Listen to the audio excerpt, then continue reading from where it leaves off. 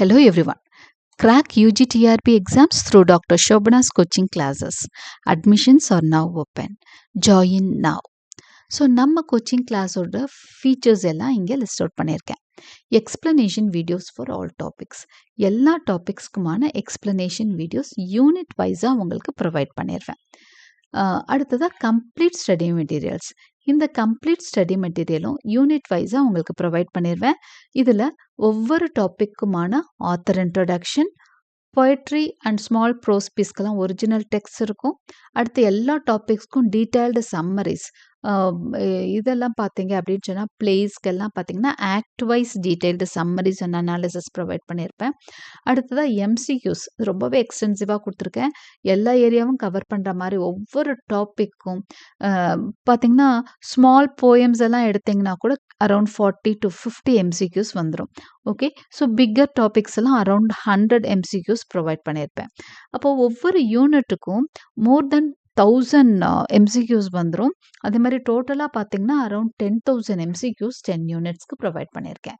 So figures of speech எல்லா பொயட்ரிக்கும் figures of speech provide பண்ணியிருப்பேன். அதே மாதிரி மற்ற பொயட்ரி இல்லாத மற்ற டாபிக்ஸ்க்கு எல்லாம் for example novels, plays, prose pieces இதுக்கெல்லாம் important quotes with explanation provide பண்ணியிருப்பேன். அடுத்ததாக எம்சிக்யூஸ் பார்த்தீங்க அப்படின்னு சொன்னால் ரொம்பவே எக்ஸ்டென்சிவாகவும் எக்ஸாம் ஃபோக்கஸ்டாகவும் இருக்கும். உங்களுக்கு ரொம்ப ஹெல்ப்ஃபுல்லாக இருக்கும் இது. அடுத்ததாக test batch, weekly test batch conduct பண்ணுவோம். இந்த வீக்லி டெஸ்ட் பேட்ச் பார்த்தீங்க அப்படின்னா ஒரு நல்ல உங்களுக்கு ஒரு ப்ராக்டிஸ் செஷனாக இருக்கும். உங்களையே இவாலுவேட் பண்ணிக்கிறதுக்கு ஒரு நல்ல ஒரு ப்ராக்டிஸ் செஷனாக இருக்கும். இது காம்படிட்டிவ் எக்ஸாம் மோடில், அதாவது கொஷின்ஸ் எல்லாம் கொஞ்சம் ட்விஸ்டடாக இருக்க மாதிரி தான் கொடுத்துருப்பேன்.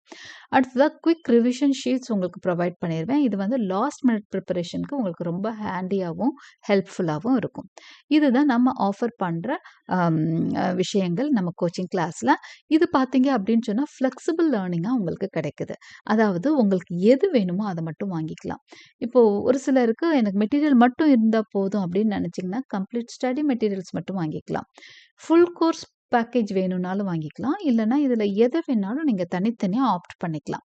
ஸ்டடி மெட்டீரியல்ஸ் வேணும்னாலும் சரி, எம்சிக்யூஸ் ஒன்லி மட்டும் எனக்கு எம்சிக்யூஸ் மட்டும் படித்தா போதும்னு நினச்சிங்கன்னா அதை மட்டுமே வாங்கிக்கலாம். டெஸ்ட் பேட்ச் மட்டும் அவைலபிளாக இருக்குது. டெஸ்ட் பேட்ச் நீங்கள் எடுத்துக்கிட்டிங்கன்னா கூடவே எம்சிக்யூஸ் ஃப்ரீயாக நான் ப்ரொவைட் பண்ணிடுவேன்.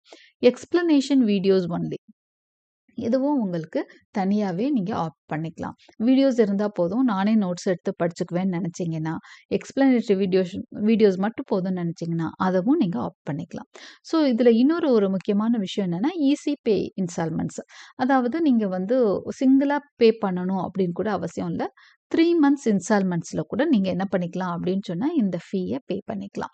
ஸோ இதில் நீங்கள் ஜாயின் பண்ணணும்னு நினச்சிங்கன்னா call or WhatsApp now to the number 7200893046. So இதுதான் என்னோட நம்பர். இதுக்கு கால் பண்ணியோ வாட்ஸ்அப் பண்ணியோ இந்த கோர்ஸோட ஃபீஸும் அதர் டீட்டெயில்ஸும் நீங்கள் கேட்டு தெரிஞ்சுக்கலாம். So begin your journey towards success. Thank you. So இன்றைக்கி நம்ம கிளாஸில் பார்க்க போகிறது யூனிட் 7 20th century லிட்ரேச்சரில் இருந்து ஒரு டாபிக் தான். The name of the topic is The Pleasures of Ignorance, written by Robert Wilson Lind. இதுதான் யூனிட் 7ஓட ஃபர்ஸ்ட் டாப்பிக்காக அமைஞ்சிருக்கு. Before we get into the class, a kind request. நம்ம சேனல் இன்னும் subscribe பண்ணலைன்னா subscribe பண்ணுங்கள், உங்கள் ஃப்ரெண்ட்ஸ்க்கும் ஷேர் பண்ணுங்கள், சஜஸ்ட் பண்ணுங்கள். Thank you. So the pleasures of ignorance, இந்த டாப்பிக்கான மீனிங் முதல் தெரிஞ்சுக்கலாம். இக்னரன்ஸ்னால் அறியாமை. ஓகே, அறியாமையில் இருக்கக்கூடிய சந்தோஷம், ஹாப்பினஸ் பற்றி தான் பேசியிருக்காரு. அறியாமையில் சந்தோஷம் இருக்குமா அப்படிங்கிறது ஒரு அது என்னது, அது ஒரு ஸ்கெப்டிக்கான ஒரு கொஸ்டின் தான் இல்லையா. அறியாமையில் என்ன சந்தோஷம் இருக்க முடியும் அப்படிங்கிறது தான் அவர் பேசுகிறாரு. Introduction. Robert Lind's essay, The Pleasures of Ignorance, offers a refreshing and unconventional idea. Ignorance, often seen as a weakness, can actually be a source of joy, curiosity and lifelong discovery. So இந்த எஸ்ஸேயில் Robert lint என்ன பண்ணுறாரு, ஒரு refreshing, ஒரு புதுவிதமான idea சொல்கிறாரு. அதாவது unconventional idea. பொதுவாக எல்லாரும் சொல்கிற ஐடியா இல்லாமல் வேறு மாதிரி சொன்னால் அது அன்கன்வென்ஷனல் ஐடியா என்னது, பொதுவாக மெத்த படித்தவங்க இல்லை நல்லா படித்தவங்க தான் ஹாப்பியாக இருப்பாங்கன்றது. ஆனால் இவர் என்ன சொல்கிறாரு, இக்னரன்ஸ் தான் ஹாப்பி அப்படின்னு சொல்கிறாரு இல்லையா. அது ஏன் சொல்கிறாருங்கிறது தான் பார்க்குறோம். அவர் என்ன சொல்றாருன்னா, இக்னரன்ஸ் வந்து வீக்னஸ் கிடையாது. ஓகே. அது வந்து ஒரு source of joy, curiosity, life long discovery அப்படின்னு சொல்றாரு. ஜாய்னா தெரியும். கியூரியாசிட்டினா ஒரு விஷயத்த தெரிஞ்சுக்கிற ஆர்வத்த குடுக்குது நம்மளுக்கு. அதே மாரி ஒரு டிஸ்கவர் பண்ணிக்கிட்டே போவோம். தெரியாம இருக்கிறப்ப தான் தெரிஞ்சுக்கக்கூடிய ஒரு எண்ணம் வரும்னு சொல்றாரு. ரிட்டன் வித் விட், warmth and gentle humour, the essay challenges the modern obsession with complete knowledge and expertise. அப்போ இந்த எஸ்ஸே பார்த்தீங்கன்னா, ரொம்ப இன்டெலெக்சுவலா எழுதப்பட்டிருக்கு. ரொம்ப புத்தி கூர்மையோட எழுதியிருக்காரு. விட்னா புத்தி கூர்மையோட செய்ற ஒரு விஷயம். ஓகே. வார்ம்த் ஒரு இதமா இருக்குது.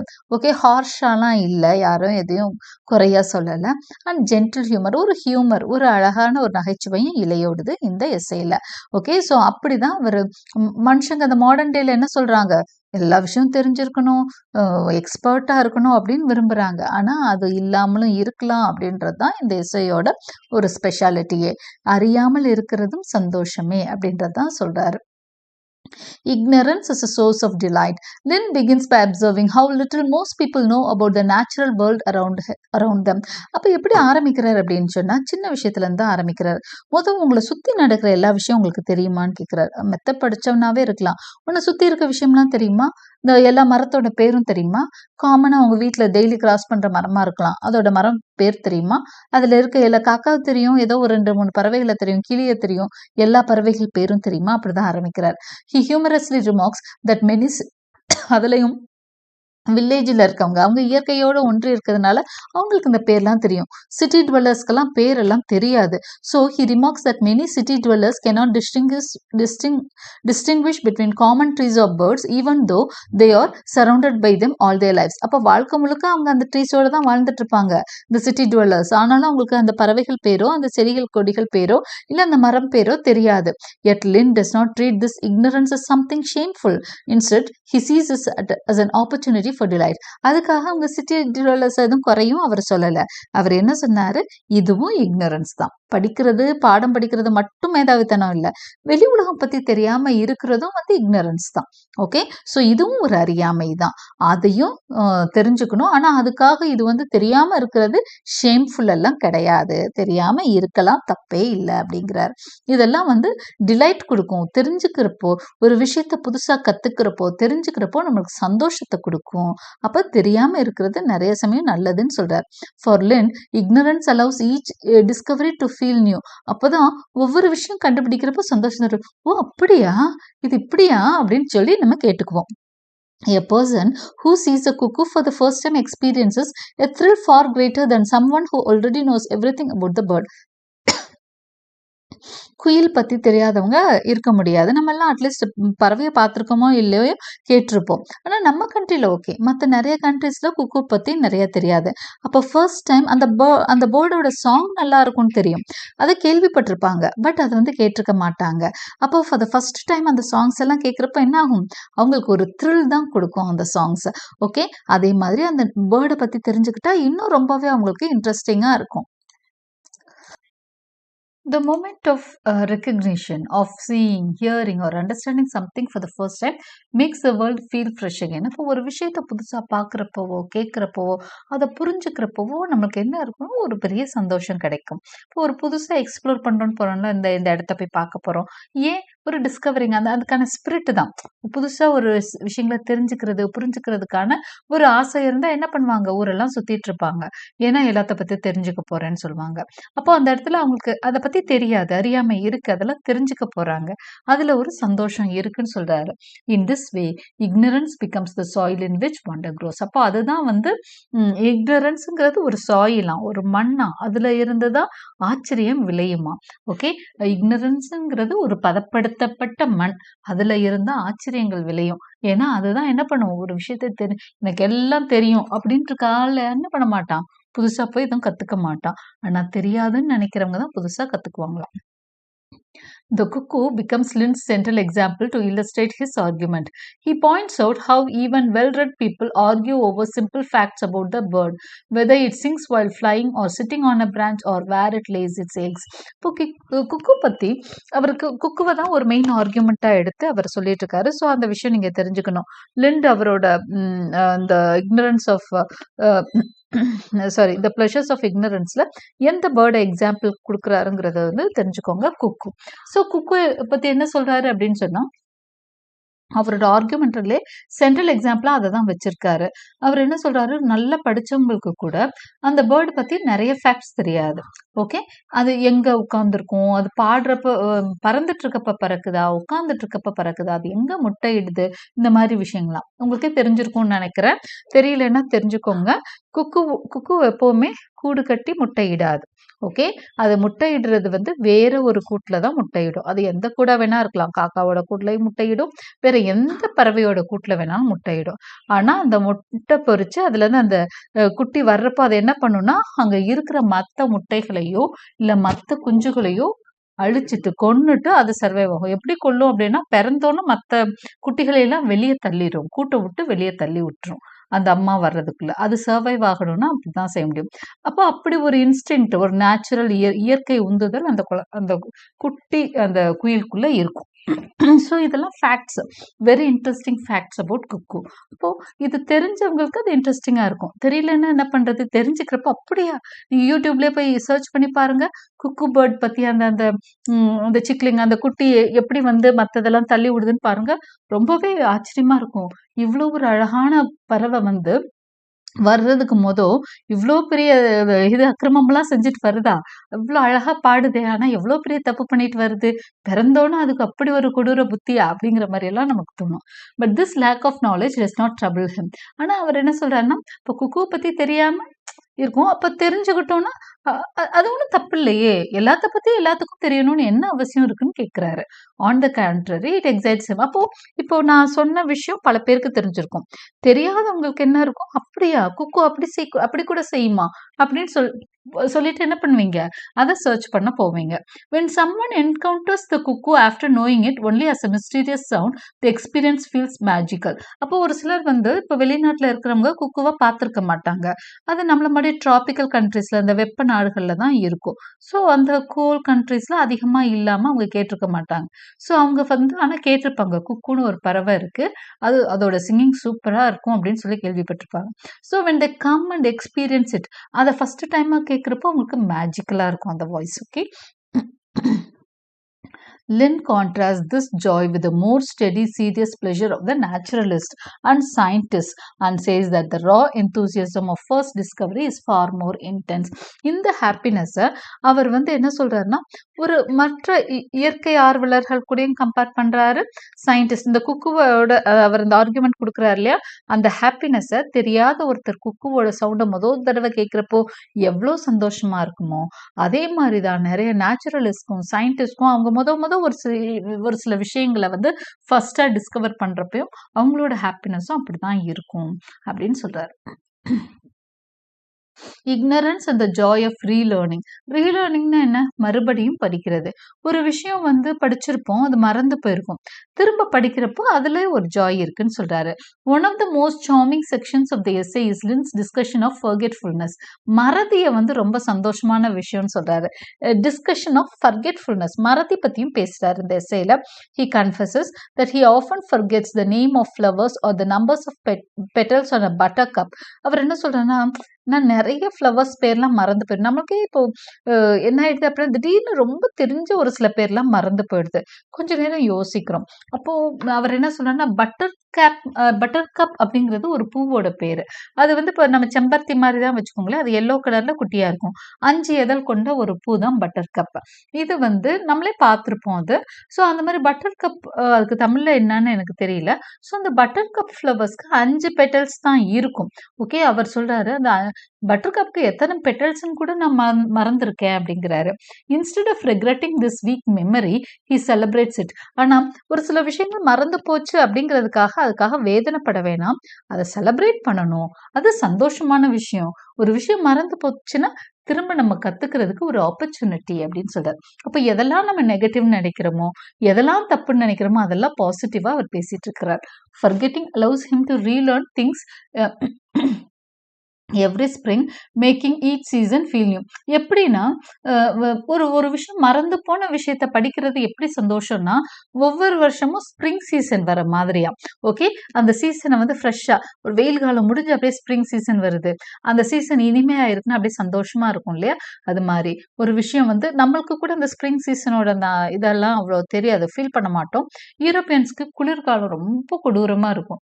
இந்த குளிர்காலம் முடிஞ்சு அவங்களுக்கு ஸ்ப்ரிங் வரப்போ அப்பதான் சூரியனே அவங்க பார்ப்பாங்க. ரொம்ப இதமா ஃபீல் பண்ணுவாங்க. Okay. Lin compares this to rereading books one has nearly forgotten. A poor memory, he suggests humorously, lets one enjoy great works again and again as if reading them for the first time. அப்ப அடுத்தது என்ன சொல்றாரு? Rereading books. கிட்டத்தட்ட ஒரு சில books எல்லாம் படிச்சு ஃபுல்லா மறந்திருப்போம். அத பத்தி எந்த ஞாபகம் இந்த புக்லாம் நம்ம படிச்சிருக்கோமா அப்படின்னு கூட தோணும். எப்பவோ மெமரி. அப்ப அதுக்கு காரணம் என்ன? Poor memory. நமக்கு மறதி இருக்குன்னு அர்த்தம். அப்ப அத என்ன சொல்றாருன்னா, let's one enjoy great works again and again if reading them for the first time. அப்பனா நம்மளுக்கு என்ன ஆப்பர்ச்சுனிட்டி கிடைக்குது? பெரிய பெரிய படைப்புகளை திரும்ப திரும்ப படிச்சு என்ஜாய் பண்ண வேண்டியது தானே. மறந்துட்டேன் ஐயோ அந்த கதையை மறந்துட்டேன்னு சொல்றதை விட திரும்ப படிங்க, திரும்ப என்ஜாய் பண்ணுங்கன்னு சொல்றாரு. In this way ignorance and forgetfulness turn repetition into renewal. அப்போ ரெப்படிஷன் கிடையாது, ஒரு விஷயத்த திரும்ப செய்யறதுன்றது வரையா திரும்ப புதுசாக்குறது அப்படின்னு சொல்றாரு. ரெனியூ பண்ற மாதிரி அது அப்படின்னு சொல்லி அத என்ன சொல்றாருன்னா, இதெல்லாம் ஒரு நெகட்டிவான விஷயம் கிடையாது, பாசிட்டிவ் தான் சொல்றாரு. What others may call a flaw becomes a quite luxury. மத்தவங்களுக்கு அது குறையா இருக்கலாம், ஆனா நான் உண்மையில மறதி இருக்கிறவங்களுக்கும் அறியாம இருக்கிறவங்களுக்கும் அதுதான் லக்ஸுரியே, ஒரு கம்ஃபர்ட்டே அதுதான் அப்படின்னு சொல்றாரு. Ignorance in everyday life. Then expands this idea beyond nature to everyday modern life. Most people use complex inventions, telephones, trains, aeroplanes without understanding how they work. இப்போ எவ்ரிடே மாடர்ன் லைஃப்ல எத்தனையோ இவர் வந்து இப்போ ஒரு 50 இயர்ஸ்க்கு முன்னாடி எழுதின விஷயங்கள் தான். அதனால அவர் யூஸ் பண்ணியிருக்க டெக்னிக்கல் டேர்ம்ஸ் பாருங்க, டெலிஃபோன், ட்ரெயின், ஏரோப்ளேன் பத்தி பேசிட்டு இருக்காரு. இன்னைக்கெல்லாம் பாருங்க கொஞ்சம் வயசா இருக்கிறவங்க எல்லாருக்குமே வந்து இந்த டெக்னிக்கல் இஷ்யூஸ் எல்லாம் நிறைய வருது. ஃபோனை எப்படி யூஸ் பண்றதுன்னு தெரியல, சிஸ்டம் எப்படி யூஸ் பண்றதுன்னு நமக்கு அந்த எத்தனை தடவை சொல்லி தந்தாலும் கன்ஃபியூசிங்கா இருக்கு. ஆனா இந்த இப்போ 2K கிட்ஸ் எல்லாம் எவ்வளோ ஈஸியா யூஸ் பண்றாங்க இல்லையா? So most people use complex inventions. அவர் காம்ப்ளெக்ஸ் இன்வென்ஷன்ஸ் சொல்றதுல இதெல்லாம் பாருங்க, டெலிஃபோன் அப்ப இருந்த அந்த மணி அடிக்கிற டெலிஃபோனே உங்களுக்கு காம்ப்ளெக்ஸா இருந்திருக்கான். ஓகே, அந்த நம்பரை சுத்தி சுத்தி போடுறதே இன்னைக்கு அப்போ எவ்வளோ கன்ஃபியூஸ்டா இருக்குது இல்லையா நம்ம யூஸ் பண்ற எல்லா விஷயங்களும். ட்ரெயின்ஸ், ஏரோப்ளேன்ஸ் இதெல்லாம் நிறைய பேர் யூஸ் பண்றோம். கார் டிரைவ் பண்ணிட்டு போறோம், மெக்கானிசம் எப்படி செயல்படும்லாம் தெரியாது, அவ்வளவுதான். ஏதோ வந்து நம்ம யூஸ் பண்றோம் without understanding how they work. எப்படி ஒர்க் பண்ணணும்லாம் தெரியாது, ஆனா கார் ஓட்டுவோம். கார் எப்படி ஒர்க் ஆகுன்னு தெரிஞ்சுக்கிட்டா கார் ஓட்டுறோம் இல்ல. we drive without knowing how it works.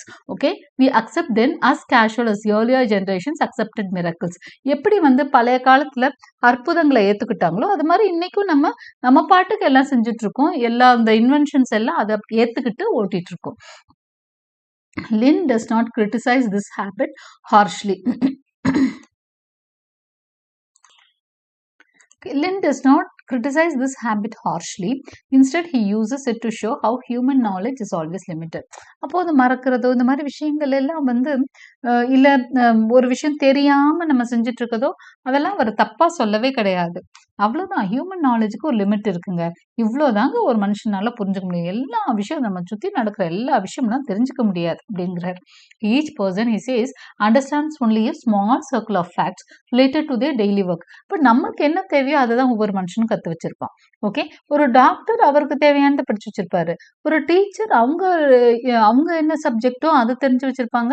சுத்தி நடக்கிற விஷயங்கள், வீட்டை பத்தி, அந்த சொசைட்டி பத்தி தெரிஞ்சு வச்சிருப்பாங்க. அவ்வளவுதான். அப்போ ஒரு லிமிட்டட் சர்க்கிள் தான் எல்லாருக்கும். ஓகே, அவங்கவுங்க ஏரியா, அவங்கவுங்க ஃபீல்டு என்ன, அவங்க என்ன பண்றாங்களோ இதை பத்தி அறிவு மட்டும்தான் எல்லாருக்கும் இருக்குமே தவிர, அதை தவிர பெரிய விஷயங்கள்லாம் நிறைய பேர் வந்து அதுல இன்ட்ரெஸ்ட் காமிக்கிறது இல்லைன்னு சொல்றாரு. At intervals we speculate about big questions. அப்பப்போ ஆனா வந்து everything beyond that circle remains unknown. அப்போ அந்த சர்க்கிளை தாண்டி அந்த குறிப்பிட்ட வட்டத்தை தாண்டி நிறைய பேர் என்ன பண்றோம், எதையும் தெரிஞ்சுக்கிறது இல்ல. yet humans are never satisfied with ignorance. ஆனா மனிதர்கள் வந்து இந்த இக்னரன்ஸ்னால திருப்தி அடைஞ்சிடறதே இல்லை, அறியாமையில. அவங்க தெரிஞ்சுக்கணும்னு தான் நினைக்கிறாங்க. பெரிய பெரிய விஷயங்கள்லாம் மனுஷன் தெரிஞ்சுக்கணும்னு நினைக்கிறானா. at intervals we speculate about big questions, life after death, the mysteries of science, or curious beliefs from history. These moments of wondering, Lind argues, are among life's greatest pleasures. இதுக்கு இடையில மனுஷன் என்ன பண்றான், இறப்புக்கு அப்புறம் இந்த நம்மளோட ஆன்மா எங்க போகுது, என்ன நடக்குது, இதெல்லாம் பத்தி தெரிஞ்சுக்க ஆசைப்படுறான். சயின்ஸ் பத்தியும் மனுஷங்க தெரிஞ்சுக்க ஆசைப்படுறாங்க அப்படின்னு சொல்றாரு. அடுத்தது pleasures of asking questions. கேள்வி கேட்கறதுல இருக்க சந்தோஷத்தையும் சொல்றாரு. At the heart of the essay lies Lind's most important idea. The greatest pleasure of ignorance is the pleasure of asking questions. இந்த இது மூலமா அவர் என்ன சொல்ல வர்றாரு அப்படின்னா, கேள்வி கேட்பதில் இருக்கும் ஆனந்தத்தை பத்தியும் சொல்றாரு. அறியாமையில இருக்க ஆனந்தத்தின் மூலமா கேள்வி கேட்பதோட ஆனந்தத்தையும் சேர்த்து சொல்றாரு. அறியாமையில தான் கேள்விகள் பிறக்குங்கிறாரு. He warns against dogmatism. பிடிவாதமா இருக்கக்கூடாது. என்ன பிடிவாதமா இருக்கக்கூடாது? The belief that one already has all the answers. எனக்கு எல்லாம் தெரியும் இருக்காத. Okay, a person who stops questioning, Lind suggests, begin to stiffen mentally and emotionally. எனக்கு எல்லாம் தெரியும் உட்கார்ந்துருந்தா ஸ்டிஃப் ஆயிடுவோமா. ஓகே, மென்டலாவும் இமோஷனலாவும் ஸ்டிஃப் ஆகி யார்ட்டையும் பழகாம என்ன ஒரு கர்வம் வந்துரும் அப்படிங்கிறார். He ends by recalling Socrates, who was considered wise not because he knew everything but because he knew that he knew nothing.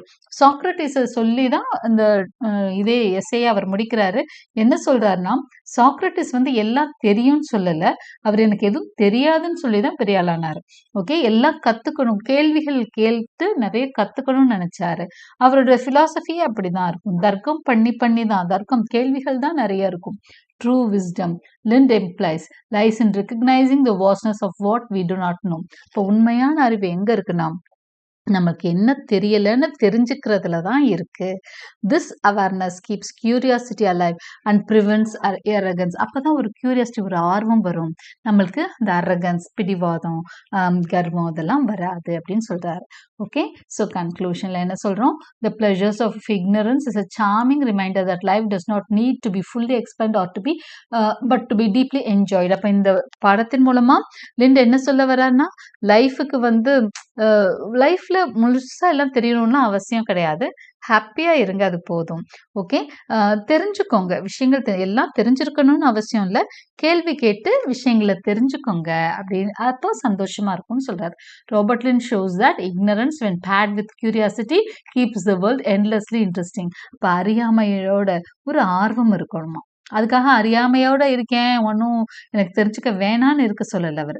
ஒரு கியூரியாசிட்டி கலந்துருக்கணும், உங்களுக்கு தெரிஞ்சுக்கணுன்ற ஆர்வம் இருக்கணும். அப்பதான் இந்த உலகம் உங்களுக்கு இன்ட்ரெஸ்டிங்கா இருக்கும் அப்படின்னு சொல்லி இந்த சாப்டர் வந்து நம்ம முடிக்கிறோம். Okay, hope you understood and also like my explanation. Thank you for வாட்சிங். அண்ட் நான் சொன்ன மாதிரி உங்களுக்கு இந்த எஸ்ஏஸ் வேணும், இந்த யூனிட்ஸ் வேணும் அப்படின்னா you can freely text me. WhatsApp இல்லைன்னா டெலிகிராமில் நான் கொடுத்த நம்பருக்கு டெக்ஸ்ட் பண்ணி மெட்டீரியல்ஸை நீங்கள் தாராளமாக வாங்கிக்கலாம். தேங்க்யூ.